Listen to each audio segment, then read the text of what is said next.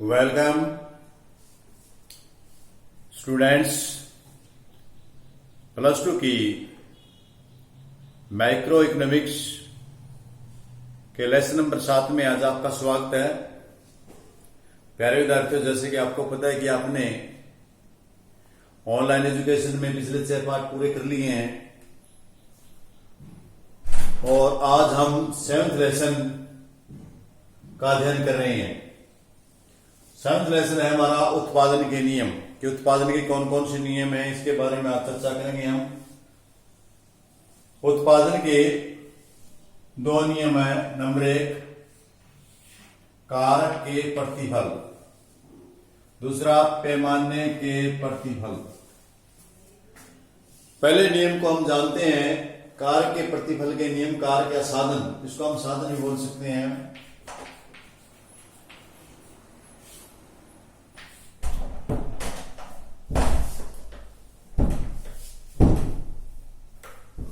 कारक या साधन के प्रतिफल के नियम, क्योंकि ये नियमों को हम कारक या साधन के प्रतिफल के नियम क्यों कहते हैं? क्योंकि ये साधन के कारण प्रभावित होते हैं। या यूं कहे कि कुछ साधन परिवर्तनशील और कुछ शिथिल हों, उनके कारण उत्पादन पर जो नियम लागू होता है उसको कारक के नियम बोलते हैं। कारकों के कारण होते हैं वे। और जहां पर सभी साधनों में परिवर्तन किया जा सकता है, कोई भी साधन शिथिल नहीं होता, उसको हम पैमाने के प्रतिफल के नियम कहते हैं। यहां मैं दोनों का तुलनात्मक अध्ययन करता जा रहा हूं आपका। अब साथ में इनका दोनों की तुलना भी है। यहाँ पैमाने के प्रतिफल और ये आपके ये पैमाने के प्रतिफल हो गए, आपके कारक के प्रतिफल हो गए। यदि आपने कारक के प्रतिफल के बारे में लिखना, आप ये लिख सकते हैं। पैमाने के प्रतिफल के बारे में लिखना, आपने ये लिख सकते हैं। दोनों में अंतर लिखना है तो दोनों को मिला के जो अभी मैं करा रहा हूं वो कर सकते हैं।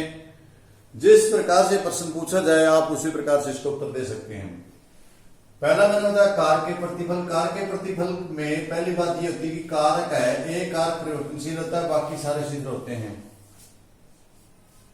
हम उत्पादन में 4 कारक होते हैं। 4: भूमि, पूंजी, श्रम और उद्यम। लेकिन हम यहाँ 2 ही साधन लेके चलते हैं। जब उत्पादन के नियम का अध्ययन करते हैं तो उसमें हमने एक साधन परिवर्तनशील है और एक शिथिल है, जबकि पैमाने में सभी के सभी साधन जिनसे हमें उत्पादन करना है वे सारे के सारे साधनों में परिवर्तन किया जा सकता है, बदला जा सकता है उनके सभी साधनों को, जितने भी कारक लगे हैं। यहां हम एक परिवर्तनशील साधन रखेंगे, बाकी शिथिल रखेंगे। आप 4 कारक लगे उत्पादन कर रहे हैं तो उसमें से एक को परिवर्तनशील करेंगे, बाकी जो 3 बच गए हमारे वो शिथिल रहेंगे। और यहां पैमाने में सारे के सारे शिथिल, चाहे वो भूमि है, चाहे वो प्लांट है, मशीन है, श्रम है, उद्यम है। जितनी बाजार की मांग होती है, बाजार की मांग के अनुसार इसके कारकों में पूरे सारे के सारे कारकों में परिवर्तन किया जा सकता है। जबकि इसमें बाजार में मांग चाहे कुछ भी हो, बाजार की मांग को हम पूरा नहीं कर सकते, बल्कि शिथिल साधन के साथ जो एक साधन परिवर्तनशील लगता है उसकी कैपेसिटी के ऊपर डिपेंड करता है, वहां तक हम उत्पादन कर सकते हैं। नंबर 2 परिवर्तनशील कारक का अनुपात। जो परिवर्तनशील है कारक हैं, इसमें मैंने बताया कि कारक के नियम में एक साधन को हम परिवर्तनशील लेते हैं, बाकी कुछ तरह लेते हैं। जो परिवर्तनशील है उसका अनुपात बदलता रहता है, उसका अनुपात परिवर्तनशील कारक का अनुपात बदलता रहता है। शिथिल अनुपात का तो शिथिल ही रहेगा और वो बदलते रहेंगे जो हमारे परिवर्तनशील साधन है, इसलिए उनका अनुपात भी बदलता रहेगा। जबकि जो पैमाने के नियम है उनमें शिथिल कारक का अनुपात सही वही रहेगा। क्योंकि शिथिल क्यों रहेगा? क्योंकि सारे कारक हैं और समान गति से, जैसे ज्यादा वस्तु की मांग हुई तो सारे बढ़ा लिए। जैसे हमारा छोटा प्लांट था, सीमेंट का प्लांट था, खपत 1000 कट्टे थी, 2000 कट्टे हो गए तो हमने क्या करा, जमीन भी और ले ली, प्लांट भी और लगा लिया, मजदूर भी और बुला लिया, श्रमिक भी और उद्यम भी और लगा लिया। यानी कहने का भाव है कि चारों के चारों साधनों को हमने उनका अनुपात है, सारे उसी अनुपात में आगे बढ़ा दिए। जबकि इसमें ऐसा नहीं हो सकता। क्यों नहीं हो सकता? इसमें जो कारक है वो परिवर्तनशील कारक हैं। तो परिवर्तनशील कारक है, बाकी शिथिल है। तो इसी करके एक परिवर्तनशील साधन में तो परिवर्तन होगा, लेकिन शिथिल अपनी जगह शिथिल रहेगा तो ऑटोमेटिकली उसके अनुपात में फर्क आ जाएगा। नेक्स्ट, प्लांट या पैमाने में कोई परिवर्तन नहीं होता। जो फैक्ट्री लगाई है आपने, उस फैक्ट्री में कोई परिवर्तन नहीं होता, या प्लांट आपका जो उद्योग है उसमें कोई फर्क नहीं होता। सिर्फ जो परिवर्तनशील है उसकी इकाई में फर्क आता है, शिथिल का ही रहता है, इसलिए उसका अनुपात भी बिगड़ता है। जबकि पैमाने के नियमों में बाजार की मांग के अनुसार प्लांट को भी चेंज किया जा सकता है, प्लांट को बड़ा किया जा सकता है, 2 प्लांट लगाए जा सकते हैं, ज्यादा लगाए जा सकते हैं, उसके पैमाने में परिवर्तन किया जा सकता है। उसकी मशीनरी छोटी है तो उस मशीनरी को बड़ा किया जा सकता है, श्रम को ज्यादा बढ़ाया जा सकता है, उस मैनेजमेंट के लिए उद्यम को ज्यादा बिठाए जा सकते हैं। तो प्यारे विद्यार्थियों, ये बड़े लेवल का है, ये छोटा, इसमें एक इकाई में परिवर्तन है, इसमें सभी इकाइयों में परिवर्तन है। ये ध्यान रखना आपने, बड़ी इजी सी बात है। दूसरा, ये अल्पकाल में, अल्पकाल के संदर्भ में लागू होता है। जब अल्पकाल की बात होती है तो हम, क्योंकि थोड़े समय में भूमि जैसी, पूंजी जैसी इकाई में परिवर्तन करना बड़ा मुश्किल होता है, जबकि हम श्रम में परिवर्तन कर सकते हैं। इसमें क्या है कि हमारे पास समय होता है, दीर्घ काल के संदर्भ में लागू होता है, और हमारे पास समय काफी होता है। दीर्घ काल तो लंबा समय है, तो हमें 1-2 साल, जो भी साल 6 महीने चाहिए, उसके अनुरूप मांग की, बाजार की मांग के अनुरूप हम उस पैमाने को बढ़ा लेते हैं, जबकि ये अल्पकाल में होता है। तो प्यारे विद्यार्थियों, ये कुछ डिफरेंस थे दोनों में। आप यदि इसकी विशेषताएं पूछी जाए तो आप ये लिखें, और इसकी विशेषता पूछी जाए, पैमाने की प्रतिफल की विशेषता पूछी जाए तो ये लिखें, गुण पूछे जाए तो लिखें, इनमें अंतर पूछा जाए दोनों का डिफरेंस लिख दें, दोनों को जोड़ लिख दें, इसके अलग से प्रश्न पूछा जाए इसको बता दें, इसको पूछा जाए इसको बता दें। जैसे आपसे क्वेश्चन किया जाए उसी प्रकार आपने हल कर देना है।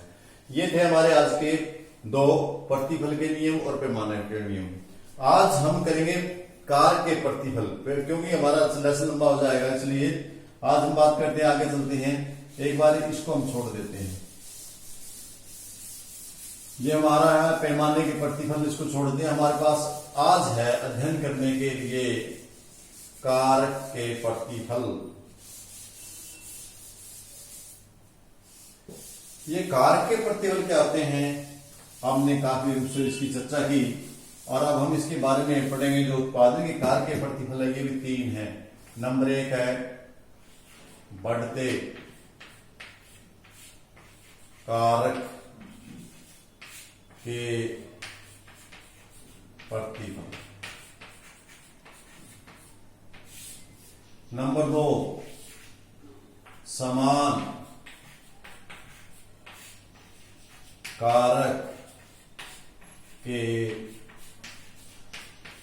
प्रतिफल। और नंबर 3 घटते कारक के प्रतिफल।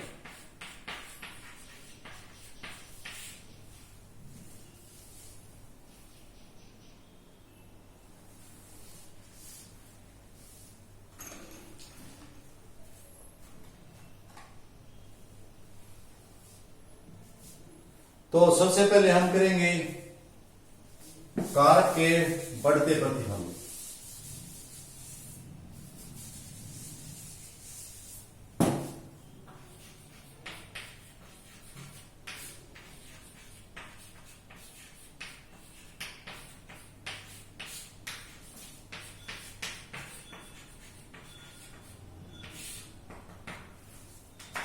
कारक के नियम, पहला मैंने 2 बताए थे आपको, एक कारक के दूसरे पैमाने के।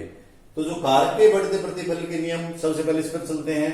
वे कौन से होते हैं, जिसमें साधनों के लगाने से उत्पादन, प्रति इकाई उत्पादन बढ़ता जाता है, उसे हमें बढ़ते प्रतिफल के नियम कहते हैं, अतिरिक्त इकाई लगाने से।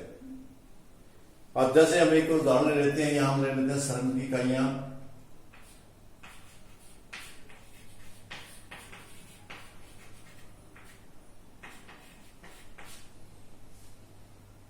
और इसके बाद दूसरा ले लेते हैं भूमि की इकाई।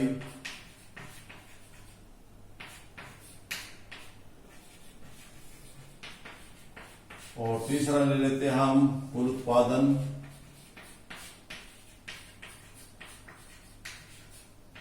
और चौथा ले सीमांत उत्पादन।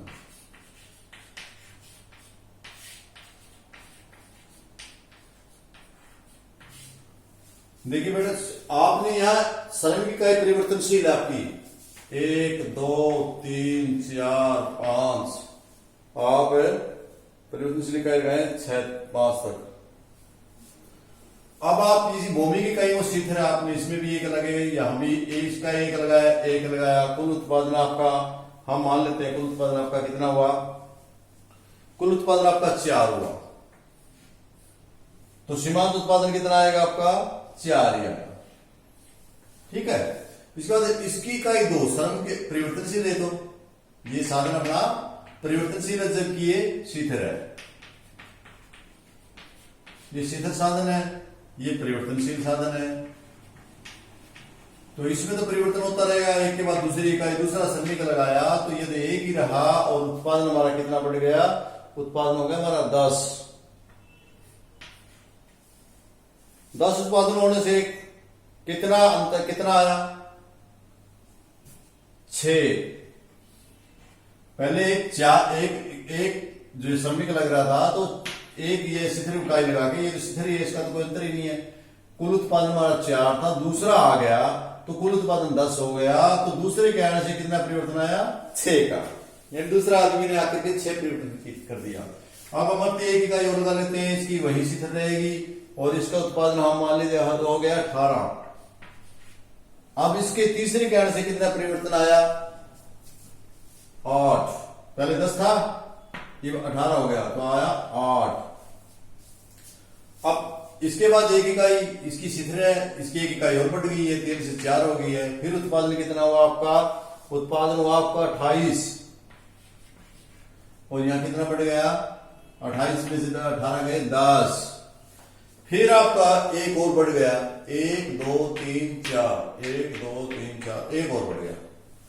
इसके बढ़ने से क्या हुआ?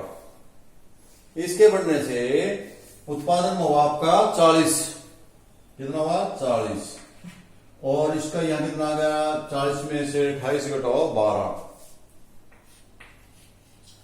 अब देखने वाली बात यह है यही सवाल में कि इन इकाइयों के लगाने से इस इकाई में कोई परिवर्तन नहीं है, भूमि हमारा शिथिल अनुपात है, कोई परिवर्तन नहीं है। हमने यहां परिवर्तन किया श्रमिकों के बढ़ाने, इस एक श्रमिक के बढ़ाने से 6 की बढ़ोतरी हुई, एक और बढ़ाने से हमें 8 की बढ़ोतरी हुई, अगला एक और बढ़ाने से हमें 12 की बढ़ोतरी और 5वां एक और बढ़ाने से, यानी जो इनका डिफरेंस है वो बढ़ती हुई मात्रा से जा रहा है। 4 के बाद 6, 6 के बाद 8, 8 के बाद 10, 10 के बाद 12, यानी हर बार बढ़कर आ रहा है। इसलिए हमें से अतिरिक्त इकाई लगाने से हर बार उत्पादन है वो बढ़कर आ रहा है। तो इस अवस्था को हम कारक के बढ़ते नियम कहेंगे। इसको हम डायग्राम के जरिए भी दिखा सकते हैं।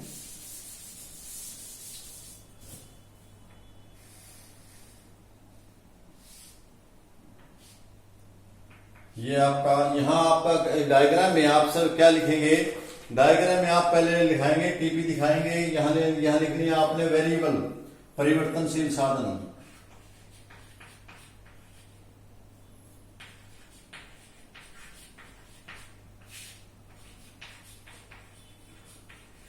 वेरिएबल फैक्टर यहां लिखेंगे, और यहां आप क्या लिखेंगे? दूसरी साइड में आप क्या लिखेंगे? इसमें लिखेंगे आप टोटल प्रोडक्ट, या टीपी। टी से टोटल, पी से प्रोडक्ट, टोटल प्रोडक्ट लिखेंगे। अब आपने पहले यहां दिखाई दी इकाई दिखाई है, सीधर की लिखने की जरूरत नहीं है। 1 2 3 4 और ये 5, और उधर हमारा 40 तक 10 पे ले लेते हैं। 10 20 30 और 40 ऊपर है नहीं। अब आप देखो, पहली इकाई लगाने से, यहां मैं लिख लेता हूं फिर दोबारा से आपको सरल के लिए। पहली इकाई, दूसरी इकाई, तीसरी इकाई, चौथी इकाई, 5वीं इकाई, ये हमारे थे इकाई। पहली इकाई लगाने से कितना हुआ? क्योंकि हम इनका डायग्राम बना रहे हैं, कितना हुआ? 4। तो 4 कहाँ है आपका, 5 यहाँ है आपका, 4 यहाँ नीचे आएगा थोड़ा सा, तो आपका ये बिंदु आया, ये बिंदु आ गया। 2 लगाने पर 10, ये बिंदु आ गया। इसका 3 लगाने पर 18, 18 कहाँ आएगा, 20 से थोड़ा नीचे आएगा, 3 3 3 3 3 3 यहां आ गया। और इसके बाद 28, चौथी पे 28 ऊपर जाओ, इधर 28 का इधर आओ, आपका ये आ गया। और 5वीं में है 40, 5वां ऊपर ले जाओ और 40,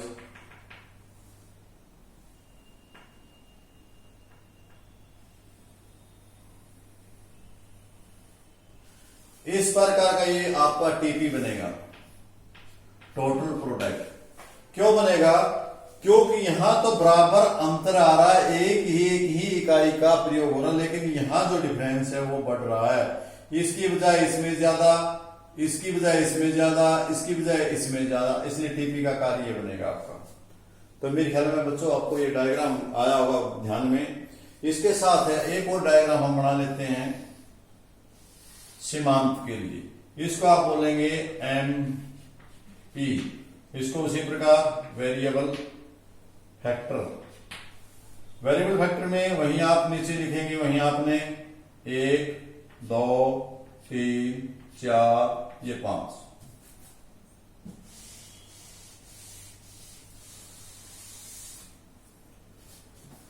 यहां आप लिखेंगे ऊपर 10 20 30 40 और ये 50। इतने की जरूरत नहीं पड़ेगी वैसे आपको, 12 तक ही है, तो इसका मतलब छोटे अंक ले लेते हैं हम, ताकि हमारा ठीक से उत्तर आ जाए। इसको मैं बाकी आप बदलना हो, हम 5 के ले लेते हैं, क्योंकि हमारे पास फैक्टर है वो छोटे हैं, 5 10 15 20 और 25, क्योंकि 12 से ऊपर तो जाना नहीं है, हमारा है एमपी। अब हमने इसकी और इसकी तुलना करनी है, इसको नहीं करना, इसको छोड़ देते हैं कुल उत्पादन को। सीमांत पहली इकाई लगाने से कितना है, 4, पहली इकाई लगाओ 4, ये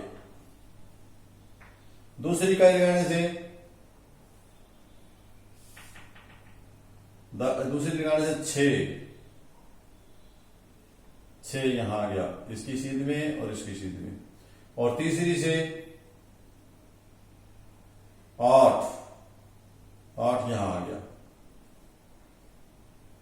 और चौथी से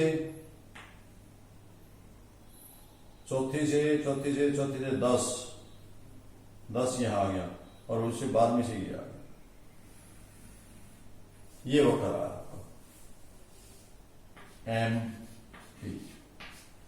एमपी वक्र आपका इस प्रकार बनेगा। ये जो जो बढ़ता जाएगा इसमें भी परिवर्तन होता जाएगा। इसमें मेरे ख्याल में आप लोगों को समझ में आ गया होगा। ये थोड़ा सा ग्राफ से ढंग से बनाएंगे तो आप ये दूरी बराबर रखनी है आपने, और इस दूरी के रखने के बाद ये भी दूरी आपने बराबर रखनी है। तो ये आपका मेरे हिसाब से थोड़ा सा इस तरह से आना चाहिए था, थोड़ा इस टाइप का आएगा ये आपका। क्यों आएगा, इसका कारण ये है कि ये जो दर है ये थोड़ा थोड़ा बढ़ रहा है इसकी अपेक्षा। इसमें 1 का परिवर्तन, यहां 2 का परिवर्तन है। तो ये आपका डायग्राम था बढ़ते प्रतिफल के नियम। इसके बाद दूसरा आपका समान प्रतिफल के नियम, दूसरा कारक के समान प्रतिफल। इस नियम की व्याख्या करेंगे। इस नियम में क्या होगा कि जैसे जैसे आपके बढ़ते जाएंगे, लेकिन प्रति इकाई उतना ही अंतर आएगा जो जो बढ़ाते जाएंगे हम, अर्थात कारक जो परिवर्तनशील कारक है उसकी हर इकाई बढ़ाने पर उतना ही उत्पादन अधिक होगा। हम उदाहरण के द्वारा समझ लेते हैं। एक तालिका बना लेते हैं पहले की तरह। पहले हम ले लेते, क्या लिया था हमने, श्रम की इकाई।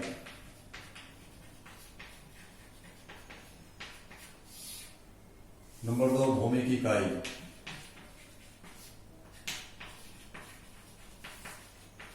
और नंबर 3 कुल उत्पादन,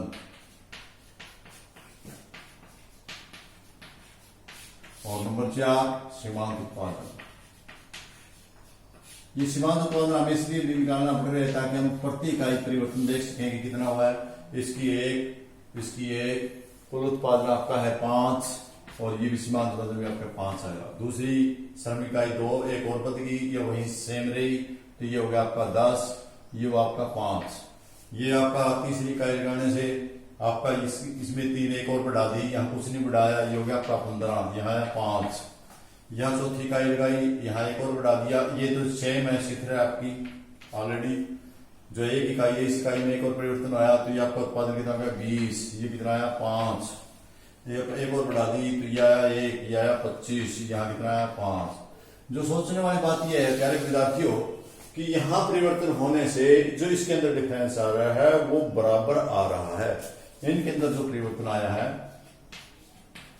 प्रत्येक हर इकाई अलग निकालने से, तो वो बराबर आ रहा है, उसको हमने देखना है। अब हम कर लेते हैं डायग्राम के जरिए इसको हल।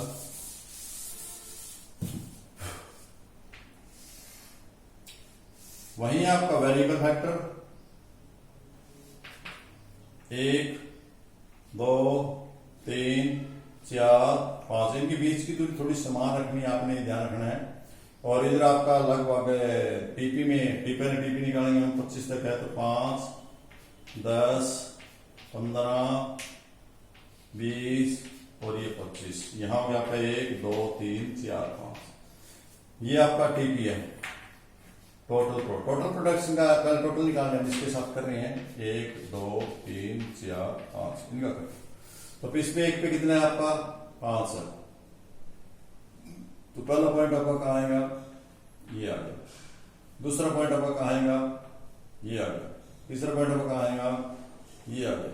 चौथा पॉइंट आपका कहाँ आएगा, ये 20 पे आ गया, 20 पे आ गया। और ये 500 पॉइंट आपका 25 पे आएगा। आपका जो टीपी वक्र है वो इस प्रकार का आएगा, टीपी वक्र है वो इस प्रकार का आएगा। अब हम इसके साथ कर लेते हैं वहीं 1, 2, 3, 4, 5 इधर वहीं आपका 5, 10, 15, 20, 25, 5, 10, 15, 20, 25। यहां वेरिएबल फैक्टर और यहां वेरिएबल परिवर्तनशील साधन ने 1, 2, 3, 4, 5 सित्र साधन नहीं लेने, सित्र साधन तो है ही एक, वो कोई परिवर्तन नहीं